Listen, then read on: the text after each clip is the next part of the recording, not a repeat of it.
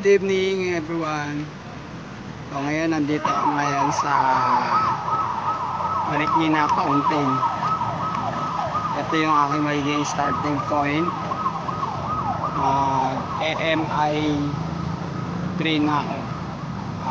Marikina to Imus, Cavite. Part 3.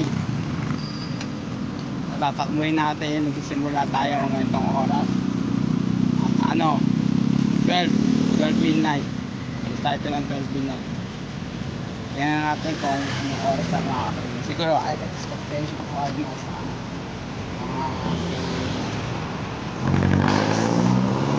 5. Good evening. 10 kilometers EDSA along Greenfield District. Papunta pa na Imus, galing na Marikina.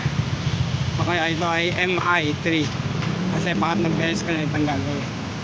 Praise the Lord. Good evening guys. Nandito na ako sa Baclaran, 20 kilometers. Ano tayo ito?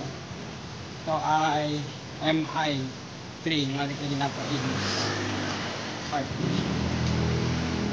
Ayan. Sa Bacoor, 30 kilometers.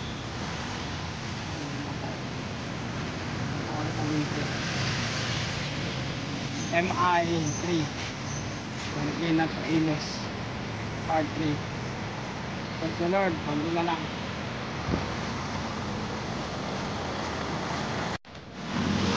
Good morning guys. Welcome to City of Imus. Praise God. 35 kilometers from Marikina to Imus. Part 3. Praise God. Parating na rin. Yaya. Bye.